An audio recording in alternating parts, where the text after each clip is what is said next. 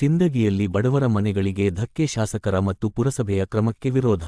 ಸಿಂದಗಿಯಲ್ಲಿ ಬಡವರ ಮನೆಗಳನ್ನು ಕೆಡವಲು ನೋಟಿಸ್ ನೀಡಿರುವುದು ಸ್ಥಳೀಯ ಜನರಲ್ಲಿ ಆಕ್ರೋಶ ಉಂಟುಮಾಡಿದೆ.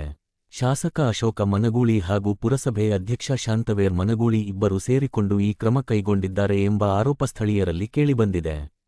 ಮನೆಮಾಲೀಕರ ಪ್ರಕಾರ, ಅವರು ದಶಕಗಳಿಂದ ವಾಸಿಸುತ್ತಿರುವ ಮನೆಗಳಿಗೆ ಏಕಾಏಕಿ ನೋಟಿಸ್ ನೀಡಿ ತೆರವು ಕಾರ್ಯಾಚರಣೆ ಆರಂಭಿಸಿರುವುದು ಬಡ ಕುಟುಂಬಗಳಿಗೆ ಭಾರೀ ಆಘಾತ ತಂದಿದೆ.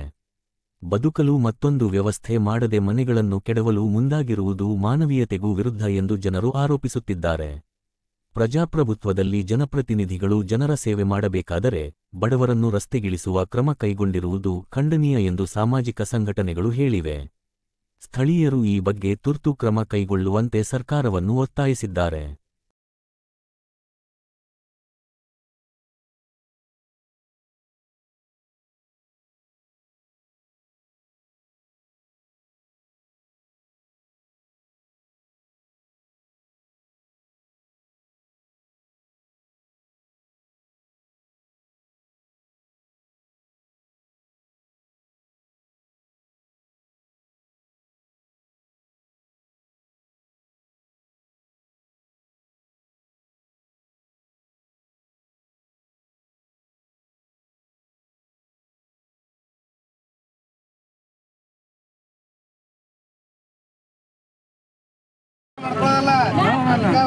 ಸರ್ಕಾರ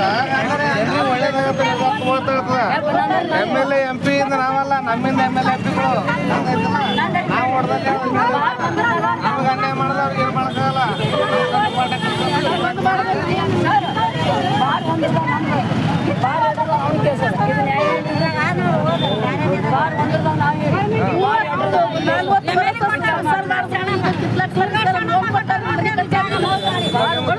ಅವ್ರಿಗೆ ಸಂಬಂಧಪಟ್ಟ ಅವ್ರು ಏನ್ ಮಾಡ್ತಾರ, ಅವ್ರಿಗೆ ಅನುಕೂಲ ಮಾಡ್ದಂಗ ಮಾಡ್ಕೊಂಡ್ರವ ಅಂತ ಕಾರಣ ಆಗ್ಯದ.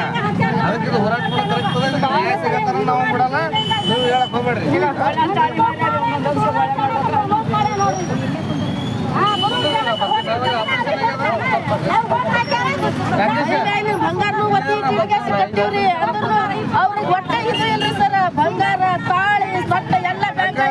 ಯಾರಿಗೆ ನನಗೆ ಗೊತ್ತಿಲ್ಲ. ನಮ್ಮ ತಾಯಿ ಅಕ್ಕಂಗೆ ನಮ್ಮ ಮಗು ಇದ್ದಂಗೆ ನಿನಗೆ ನ್ಯಾಯ ಸಿಗತ್ತ ನಾವು ಬಿಡಲ್ಲ.